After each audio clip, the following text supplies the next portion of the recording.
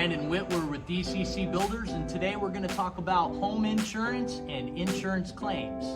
Hi, my name is Brandon Wittwer. I'm with DCC Builders, and this is Ray Adkinson, and he's a public adjuster, and we're just here to talk today about insurance.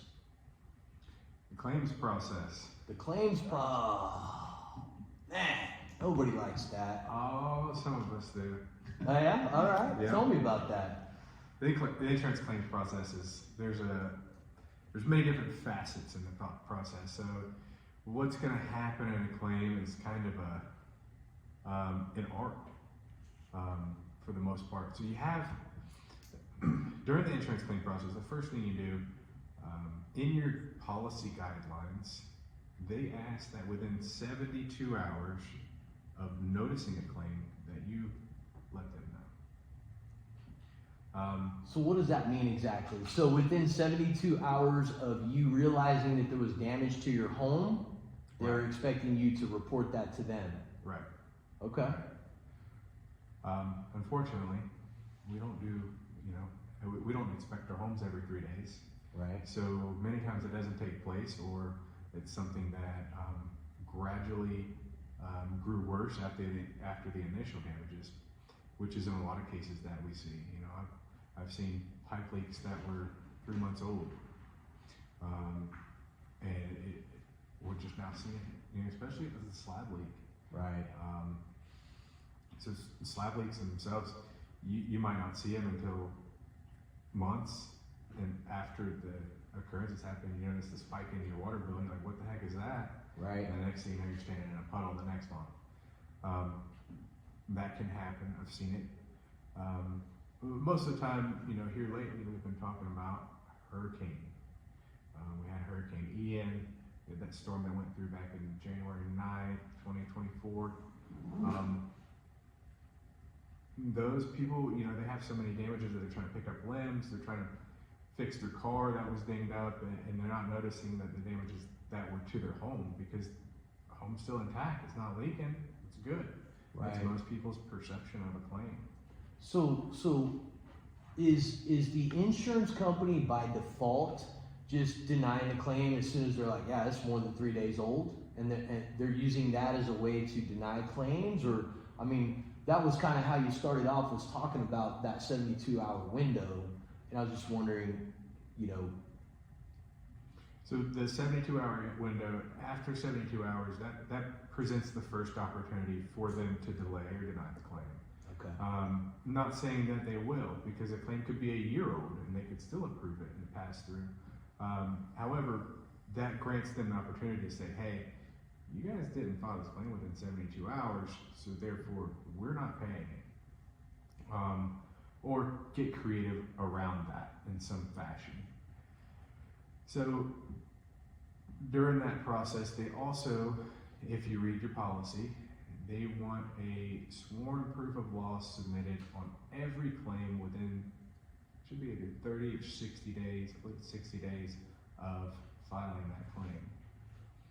90% of claims, I would say, they never specifically come out and request it and say, hey, I need your sworn proof of loss. But from time to time, they do request it, but it's actually in your policy guidelines. It says you will produce a sworn proof of loss within 60 days. I understand that after storms, I'm sure that adjusters, insurance companies are extremely busy, people calling in claims, but here in Florida, we've got snowbirds. Sometimes they don't even know that there's a problem, could be for 6 months, because they're not even near their home. This is their second home. So they're coming from up north, they come down here for the summertime, and then all of a sudden they realize, geez, my house was damaged during a storm that happened 6 months ago. I mean, does the insurance company give any leeway for that? Yeah, they do. Okay. And for the most part, especially when there's a state of emergency and natural disaster such as a hurricane, they give grace towards those things.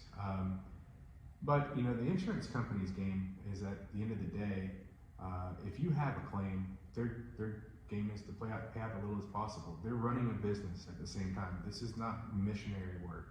This is a business. Right. And they're in the business of money, foregoing risk. you pay the insurance company, and if anything happens, they're going to give you a lump sum amount to fix your home.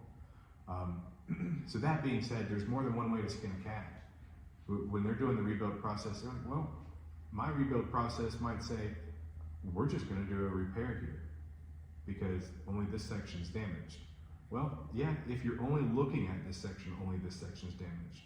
Are you looking at the section, not just the section, you're looking at the house in its entirety, on all the possibilities that could have took place based on the storm, based on the pipe leak, based on the tornado it went through, based on the fire?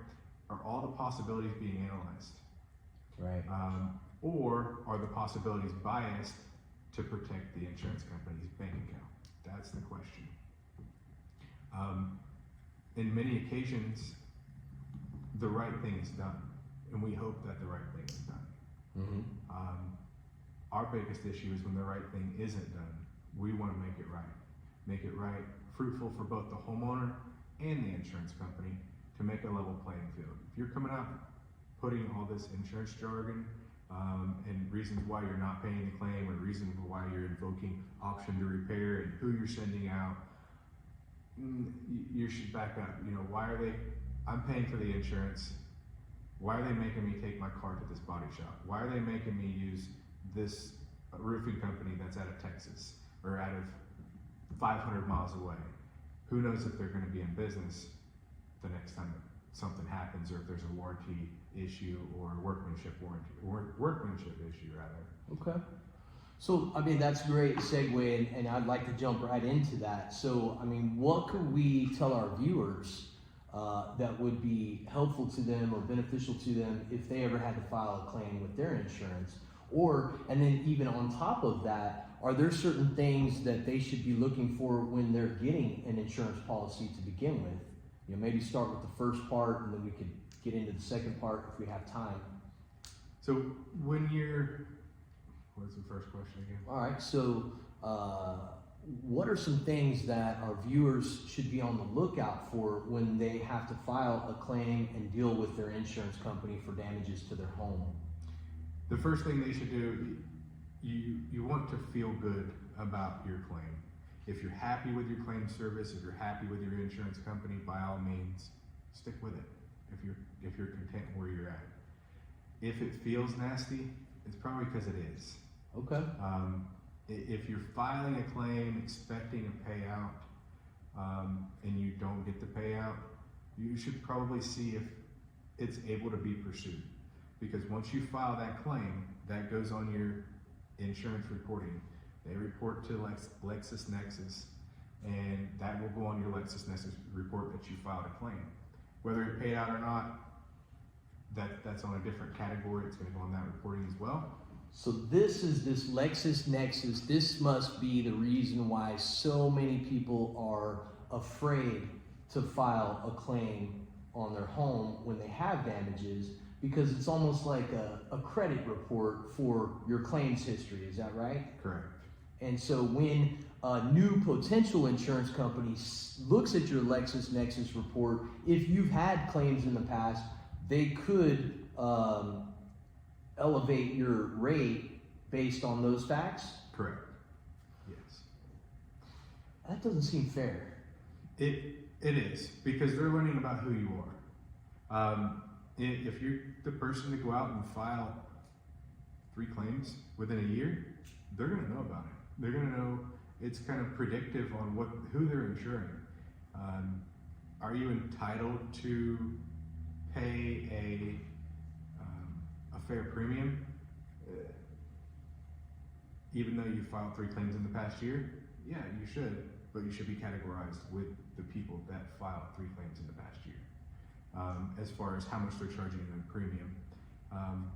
So your claims history, that's beneficial information to them. They're going to pull that reporting, whether it's a car policy, a homeowner's policy, or several other types of policies. You know, I get that, and that's what I'm thinking about right now. You know, it makes perfect sense to me that if you get into an automobile accident and it's on your record that you were at fault for that accident, well then yeah, I think I should have to pay higher rates, because obviously I I've got some negligence on my driving record. Mm-hmm. But I just think about the homeowner policy, and I would say, I don't know, you probably know the exact number, but just guessing, I would say like 9 times out of 10, it's something that no one has any control over. I mean, a pipe busted or a tree limb fell on the house. I mean, that's not my negligence, is it?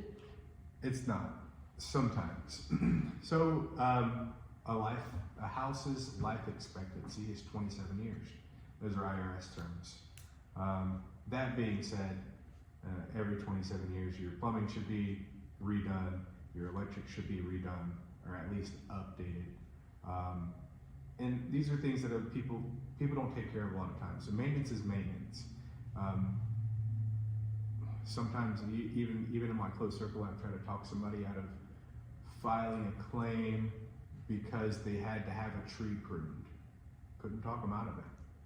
They absolutely had to file that claim to get their tree pruned.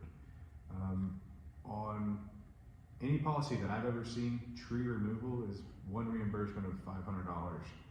There has to be an active cause of loss. Was it the hurricane that broke the tree and now it's in the yard or killed it? But tree removal can be, the highest bill I think I've ever seen is like $17,000 for tree removal. Huh.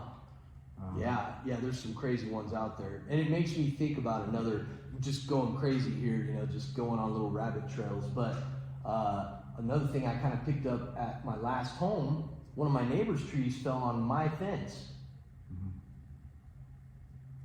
Insurance company said, yeah, that's not their fault. That's on you. Yeah. And I'm like, but it's their tree. Right. And they said, do you want to file a claim on your insurance because it affected your property, not theirs? Right.